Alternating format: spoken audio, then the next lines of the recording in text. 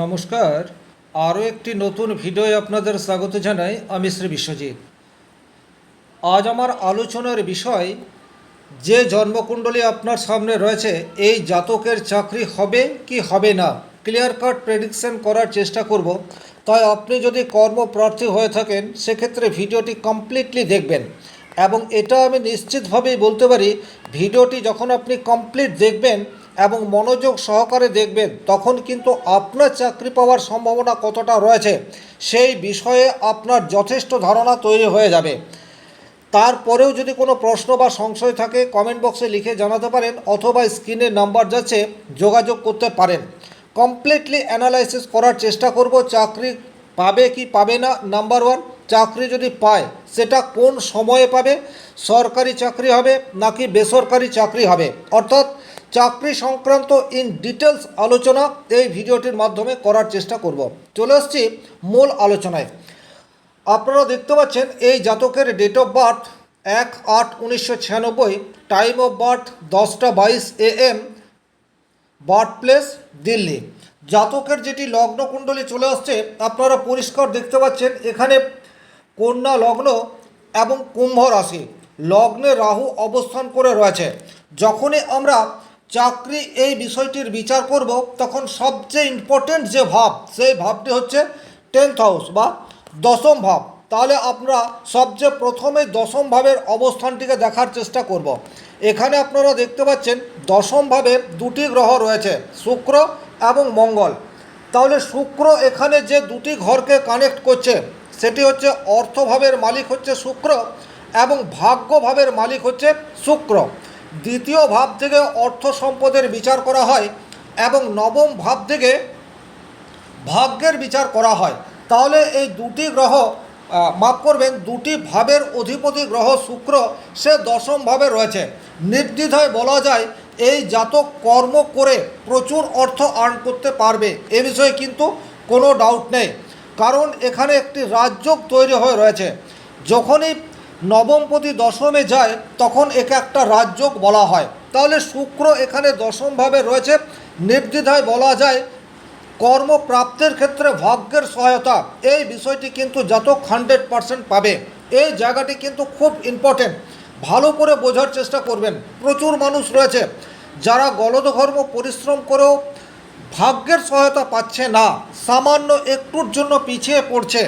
তাহলে এখানে যেহেতু ভাগ্যপতি শুক্র স্বয়ং দশমভাবে অবস্থান করে রয়েছে, সুতরাং কর্মপ্রাপ্তির ক্ষেত্রে বা কর্মক্ষেত্রে ভাগ্যের সহায়তা এই বিষয়টি জাতক পাবে, এতে কোনোরূপ ডাউট নেই। এবারে আমরা মঙ্গলকে দেখব। মঙ্গল কন্যা লগ্নের জন্য যোগকারক গ্রহ নয়, তৃতীয় ভাবের অধিপতি এবং অষ্টম ভাবের অধিপতি। কিন্তু মঙ্গল দশম ভাবের দিক বলি হয়, যে কোনো রাশি লগ্ন হোক না কেন মঙ্গল দশমভাবে থাকলে অত্যন্ত শক্তিশালী বা পজিটিভ রেজাল্ট দেয়, এটি কিন্তু শাস্ত্রে উল্লেখ রয়েছে। তাহলে এখানে শুক্র মঙ্গল যোগ দশমভাবে তৈরি হওয়া কর্মের জন্য যথেষ্ট পজিটিভ, এ বিষয়ে কিন্তু কোনো ডাউট নেই। এখন মঙ্গল যেহেতু তৃতীয় ভাবের অধিপতি, তৃতীয় ভাব থেকে আমরা যোগাযোগ, নেটওয়ার্কিং, পরিশ্রম করার ক্ষমতা, চেষ্টা, উদ্যম এই সমস্ত বিষয়ের বিচার করে থাকি। তাহলে এখানে মঙ্গল কিন্তু এই সমস্ত জায়গায় জাতককে পজিটিভ রেজাল্ট দেবে। এবারে যেহেতু এই মঙ্গল অষ্টম ভাবেরও অধিপতি, সুতরাং এখানে ওভার কনফিডেন্স বা সামান্য ঝুট ঝামেলা বা তাড়াহুড়ো করার মানসিকতা এই বিষয়টি কিন্তু জাতকের মধ্যে চলে আসতে পারে। তাহলে ওভার কনফিডেন্স জনিত প্রবলেম চলে এলে সেই জায়গায় নিয়ন্ত্রণ এটি জাতককে আনতে হবে। ওভারঅল যদি আমরা এখানে দশম ভাবের অবস্থানটি দেখি তাহলে দশম ভাব এখানে ইন্ডিকেট করছে যথেষ্ট শক্তিশালী অবস্থায় রয়েছে।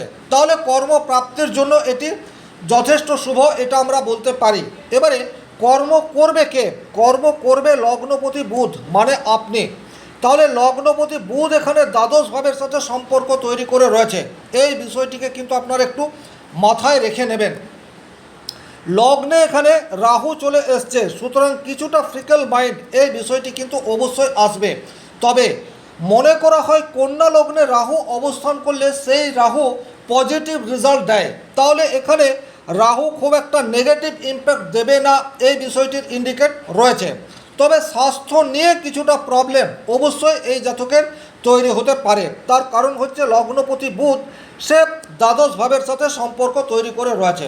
তবে যেহেতু আমরা স্বাস্থ্য নিয়ে কোনো আলোচনা করব না, শুধুমাত্র চাকরি হবে কি হবে না এই বিষয়টি নিয়েই আলোচনা করব, তাহলে এখানে লগ্নপতি বুধ দ্বাদশভাবে যাওয়ার ইন্ডিকেট করছে জন্মস্থান থেকে দূরে কর্ম হওয়ার সম্ভাবনা তৈরি হচ্ছে। তবে শুধুমাত্র আমরা লগ্ন কুণ্ডলী থেকেই এই বিষয়টি নিশ্চিত হতে পারবো না।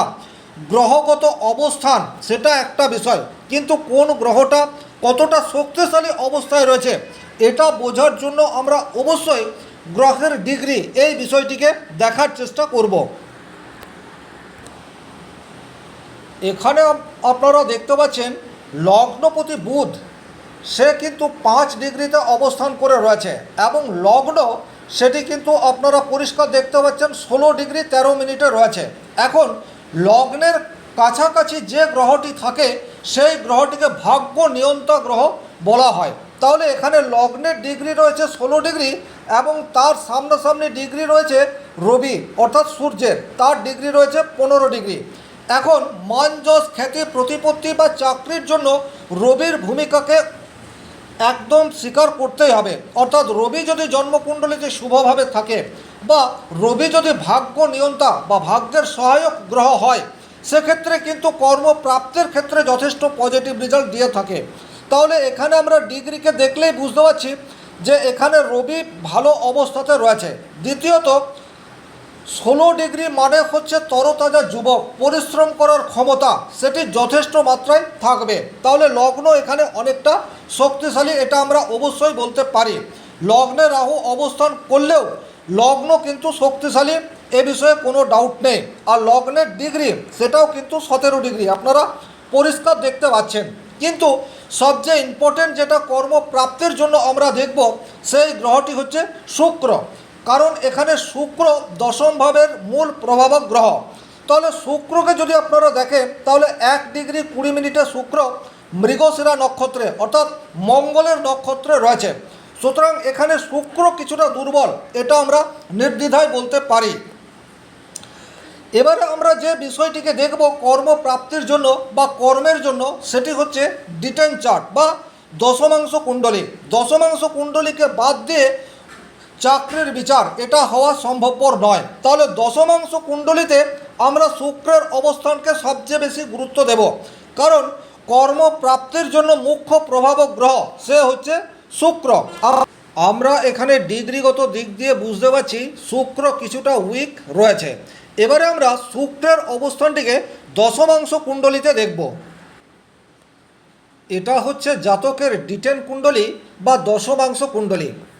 অ্যাকচুয়ালি চাকরির বিচার দশমাংশ কুণ্ডলীকে বাদ দিয়ে হওয়া সম্ভবপর নয়।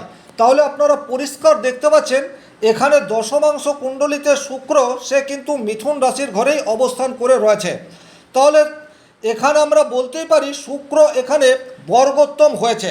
এখন লগ্ন কুণ্ডলীতে শুক্র মিথুন রাশিতে এবং দশমাংশ কুণ্ডলীতে শুক্র মিথুন রাশিতে, সুতরাং এখানের শুক্রের বলবত্তা বৃদ্ধি পেয়েছে এ বিষয়ে কিন্তু কোনো ডাউট নেই।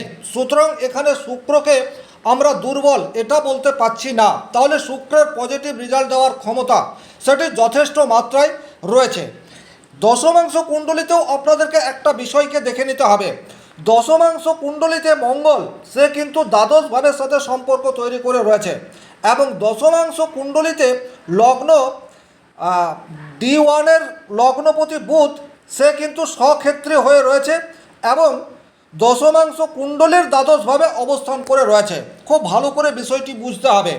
D1 কুণ্ডলীতে বুধ সে লগ্নের দ্বাদশে অবস্থান করছে এবং D10 কুণ্ডলীতে বুধ সেও কিন্তু লগ্নের দ্বাদশে অবস্থান করছে এবং লগ্ন কুণ্ডলীর মঙ্গল যে দশমভাবে আছে সে কিন্তু D10 কুণ্ডলীতে দ্বাদশভাবে রয়েছে। তো এখানে 100% বলা যায় যে এই জাতকের কর্ম জন্মস্থান থেকে অনেক দূরে হবে এবং বিদেশও হতে পারে। তাহলে এখানে যে বিষয়টিকে আমরা দেখছি সেটা হচ্ছে কোনো বিদেশি কোম্পানিতে জাতকের চাকরি হওয়ার সম্ভাবনা এটি প্রবল। এই যে কোম্পানি অর্থাৎ প্রাইভেট সেক্টর বললাম, তার একমাত্র কারণ হচ্ছে সাধারণত যদি শুক্রদেব মুখ্য প্রভাবক গ্রহ হয় চাকরির জন্য, সেক্ষেত্রে ভালো কোম্পানি এই বিষয়টিকে ইন্ডিকেট করে থাকে। আবার সরকারি চাকরির জন্য রবিকে সবচেয়ে বেশি গুরুত্ব দেওয়া হয়। আপনারা D1 কুণ্ডলিতে দেখছেন রবি কিন্তু জলরাশিতে অবস্থান করে রয়েছে। সুতরাং এখানে বলা যেতেই পারে যে জাতকের প্রাইভেট সেক্টরে ভালো জায়গায় চাকরি হবে। এবারে যে নেক্সট কোশ্চেন, জাতকের চাকরি কবে হবে, সেটার জন্য কিন্তু আমরা দশা অন্তর্দশা এই বিষয়টিকে দেখব। আপনারা দেখতে পাচ্ছেন বর্তমানে শনির মহাদশায় শনির অন্তর্দশা চলছে। শনি এই লগ্নের জন্য রাজ্যকারী গ্রহ, সে পঞ্চমপতি এবং ষষ্ঠপতি অবস্থান করে রয়েছে মূল কুণ্ডলিতে সপ্তমভাবে। এবারে বিষয়টিকে দেখে নিন। বর্তমানে শনির মহাদশায় শনির অন্তর্দশা রয়েছে, এটা আপনারা দেখতে পাচ্ছেন। শনি এখানে ষষ্ঠপতি এবং পঞ্চমপতি রয়েছে কোথায়, রয়েছে সপ্তমভাবে। একটা বিষয় খেয়াল করে দেখুন, জন্মকুণ্ডলিতে শনিদেব রেট্রোগেট এবং স্টিল ডেট, বর্তমানে যে আমি ভিডিও বানাচ্ছি এখনও শনিদেব রেট্রোগেট এবং মীন রাশির ঘরেই অবস্থান করে রয়েছে। তাহলে শনির প্রভাব জাতকের বর্তমান জীবনে অত্যধিক মাত্রায় রয়েছে। আর এই জাতকের এক্সাম রয়েছে সেপ্টেম্বরের মাঝামাঝি সময়ে। তাহলে যেহেতু বর্তমানে ট্রানজিটে শনিদেব মীন রাশির ঘরে থাকলেও রেট্রোগেট রয়েছে, অর্থাৎ ষষ্ঠ ভাবের কিছুটা ফল প্রদান করবে। আর ষষ্ঠ ভাব থেকে আমরা পরিশ্রম, যে কোনো বড় এক্সাম এই বিষয়ের বিচার করে থাকি। এক্সামে কৃতকার্য হতে পারবে কি না এই বিষয়ের বিচার ষষ্ঠ ভাব থেকে করা হয়। তাহলে যেহেতু শনিদেবের মহাদশায় শনিদেবের অন্তর্দশা চলছে, সুতরাং বলা যেতেই পারে বর্তমান সময়ে যে এক্সাম জাতকের রয়েছে এই এক্সাম ক্র্যাক করার সম্ভাবনা অধিক এবং জাতক খুব অল্প দিনের মধ্যেই চাকরি পাবে, এ বিষয়ে কোনো ডাউট নেই। এবং এখানে এই যে চাকরি হবেই এই বিষয়টির নিশ্চয়তা কেন, তার কারণ হচ্ছে এখানের বৃহস্পতির দৃষ্টি, সেটা কর্মভাবের উপর রয়েছে এবং বর্তমানে ট্রানজিট বৃহস্পতি অর্থাৎ গোচরে বৃহস্পতি দশমভাবে অবস্থান করে রয়েছে। সুতরাং চাকরি পাওয়ার জন্য বর্তমান সময় জাতকের গোল্ডেন পিরিয়ড, এ বিষয়ে কোনো ডাউট নেই। আশা করি ভিডিওটি আপনাদের কাজে আসবে। যদি ভালো লাগে সেক্ষেত্রে লাইক করবে, কোথাও কোনো প্রশ্ন বা সংশয় থাকলে কমেন্ট বক্সে লিখে জানাবেন। আর চ্যানেলে নতুন হয়ে থাকলে সাবস্ক্রাইব করে পাশে থাকা অল নোটিফিকেশন বেল আইকনটি প্রেস করে দিন। আজকের মতো বিদায় নিচ্ছি। ভালো থাকুন, সুস্থ থাকুন, ধন্যবাদ।